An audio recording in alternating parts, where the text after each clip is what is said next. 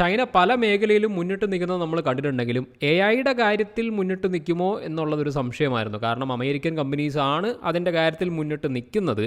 അതുകൊണ്ട് അങ്ങനൊരു കാര്യം ചൈന പെട്ടെന്ന് കൊണ്ടുവരുമെന്ന് വിചാരിച്ചില്ല. പക്ഷേ നമ്മളെല്ലാം അമ്പരപ്പെടുത്തി, ലോകമെമ്പാടും അമ്പരപ്പെടുത്തി. ഈവൻ അമേരിക്കയുടെ വലിയ ടെക് ജയൻസിനെ എല്ലാം അവരുടെ സ്റ്റോക്കെല്ലാം ക്രാഷ് ചെയ്തുകൊണ്ട് ചൈന ഒരു പുതിയ AI ചാറ്റ് ബോട്ട് റിലീസ് ചെയ്തിരിക്കുകയാണ്. അതിൻ്റെ പേരാണ് DeepSeek AI. ഈ ഒരു ന്യൂസ് അറിഞ്ഞതിന് ശേഷം അമേരിക്കയുടെ ടെക് ജയൻസിൻ്റെ സ്റ്റോക്സ് എല്ലാം ടപ്പേന്ന് പറഞ്ഞ് കുത്തനെ അടിച്ച് താഴോട്ട് പോയി. NVIDIAയുടെ കാര്യം പ്രത്യേകിച്ചെടുത്ത് പറയുകയാണെങ്കിൽ $600 ബില്യൺ ലോസാണ് ആദ്യമേ അവർ ഫേസ് ചെയ്തത്. ഇപ്പോൾ അതൊന്ന് സ്റ്റേബിലൈസ് ആയി എന്നൊക്കെ ന്യൂസ് റിപ്പോർട്ട് വരുന്നുണ്ട്, കുറച്ചുകൂടി ഇൻക്രീസ് ആയിട്ടുണ്ടെന്ന് പറയുന്നുണ്ട്. പക്ഷേ ആദ്യമേ അവർ ഫേസ് ചെയ്തത് $600 ബില്യൺ ലോസ്. അതുപോലെ തന്നെ മൈക്രോസോഫ്റ്റും ഫേസ് ചെയ്തു. AI ഡെവലപ്പേഴ്സ് എല്ലാം, ഗൂഗിളിലെ ജെമിനായി, ഇവരെല്ലാം ആ ഒരു ഫ്ലക്ച്വേഷൻ ഫേസ് ചെയ്തായിരുന്നു. പക്ഷേ എന്തുകൊണ്ടാണ് ഈ DeepSeek AI ഇത്രമാത്രം ശ്രദ്ധ നേടുന്നത്, അല്ലെങ്കിൽ ഇത്രമാത്രം അറ്റൻഷൻ ഇങ്ങനെ വാങ്ങിച്ചെടുക്കുന്നത് എന്നുള്ളതാണ് നമ്മുടെ ചോദ്യം.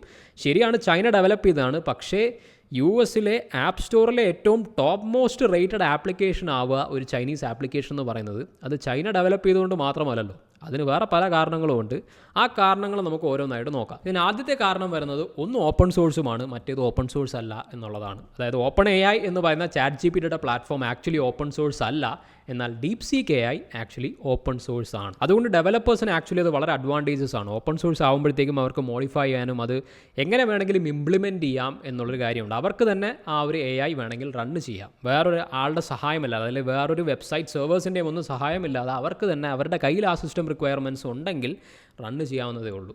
അതുപോലെ നമുക്ക് ChatGPTയുടെ ഒരു കാര്യവും റൺ ചെയ്യാൻ പറ്റില്ല, കാരണം അതൊരു ക്ലോസ്ഡ് എൻവയോൺമെൻ്റ് ആണ്. നമുക്ക് ആ ഒരു സബ്സ്ക്രിപ്ഷൻ ഫീസ് കൊടുത്ത് അവരുടേതായിട്ടുള്ള റിക്വയർമെൻറ്റ്സിൽ മാത്രമേ നമുക്ക് റൺ ചെയ്യാൻ പറ്റൂ. അവരുടെ പ്ലാറ്റ്ഫോമിലൂടെ തന്നെയുള്ള സപ്പോർട്ട് വഴി മാത്രമേ നമുക്ക് റൺ ചെയ്യാൻ പറ്റുള്ളൂ.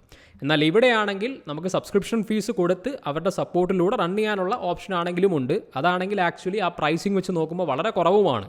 ChatGPTയുടെ അല്ലെങ്കിൽ OpenAIയുടെ പ്രൈസിങ്ങിനേക്കാളും വളരെ തുച്ഛമായ പ്രൈസിങ്ങുമാണ് ഇവിടെ കൊടുക്കുന്നത്.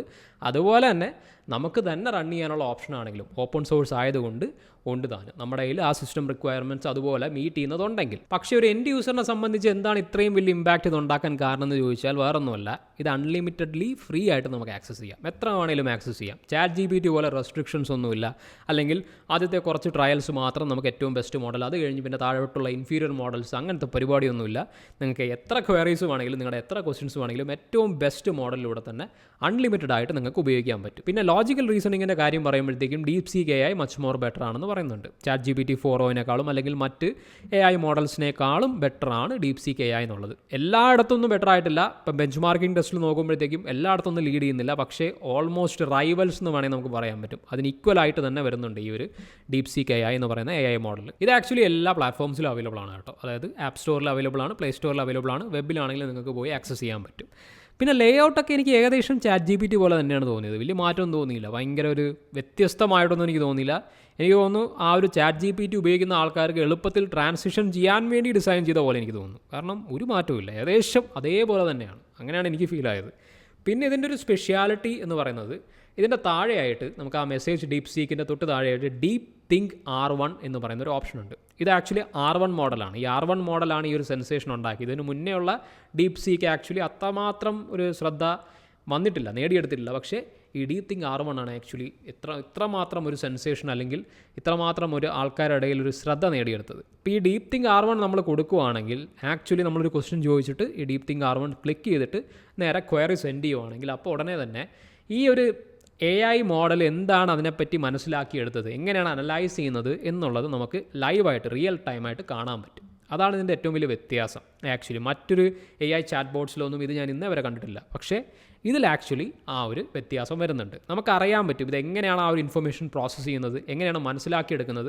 അതുകൊണ്ട് തന്നെ നമുക്ക് കറക്റ്റ് ചെയ്യാനും എളുപ്പമായിരിക്കും. ഇത് മനസ്സിലാക്കിയെടുക്കുന്നത് ഇങ്ങനെ ആയതുകൊണ്ട് നമുക്ക് എവിടെയാണ് തെറ്റെന്ന് മനസ്സിലാക്കി ഇങ്ങനെയല്ല ചെയ്യേണ്ടതെന്ന് നമുക്ക് പറഞ്ഞു കൊടുത്തു കഴിഞ്ഞാൽ കുറച്ചുകൂടി എളുപ്പത്തിൽ കറക്റ്റ് ചെയ്യാൻ പറ്റും. പിന്നെ ഒരു കാര്യം എനിക്ക് ഫീൽ ആയത്, മലയാളം ഹാൻഡിൽ ചെയ്യാൻ കുറച്ചുകൂടി ബെറ്റർ ആയിട്ട് എനിക്ക് തോന്നി ChatGPT-യേക്കാളും. ChatGPT അത്രയ്ക്ക് അങ്ങോട്ട് മലയാളം നന്നായിട്ട് ഹാൻഡിൽ ചെയ്യുന്ന പോലെ എനിക്ക് തോന്നിയിട്ടില്ല. പക്ഷേ ജനറലി ഒരു എക്സ്പീരിയൻസ് നോക്കുവാണെങ്കിൽ ഇപ്പോൾ നമ്മളെപ്പോലത്തുള്ള എൻഡ് യൂസേഴ്സിന് ChatGPT-യേക്കാളും വളരെ അഡ്വാൻസ്ഡ് ആണ്, വളരെ അടിപൊളിയാണോ ആൻസേഴ്സ് എന്ന് ചോദിച്ചു കഴിഞ്ഞാൽ എനിക്ക് അത്രയ്ക്കൊന്നും ഫീൽ ചെയ്തില്ല. ChatGPT തന്നെയാണ് ഇപ്പോഴും എനിക്ക് ബെസ്റ്റായിട്ട് തോന്നിയത്. കുറച്ചുകൂടെ ഒരു സ്ട്രക്ചേർഡായിട്ട്, കുറച്ചുകൂടെ ബെറ്റർ പ്രസൻറ്റേഷനായിട്ടും ആൻസേഴ്സ് പ്രൊവൈഡ് ചെയ്യുന്നത് ChatGPT ആയിട്ടാണ് എനിക്ക് തോന്നിയത്. ഇത് കുറച്ചുകൂടെ ഒരു സ്ട്രെയിറ്റ് പോയിൻറ്റ് ടു ആൻസേഴ്സ് ആണ്, കുറച്ചുകൂടെ കൺസൈസ്ഡ് ആണ്.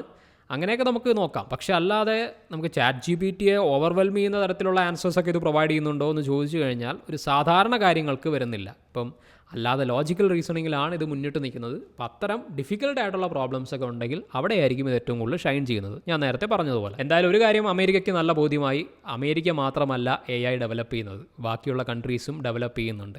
ഇനി ചൈനയുടെ പോക്കറ്റിൽ വേറെ എന്തെങ്കിലുമൊക്കെ ഉണ്ടോ എന്നുള്ളത് നമുക്ക് വരും കാലങ്ങളിൽ അറിയാം. അതുവരെ stay tune and good bye.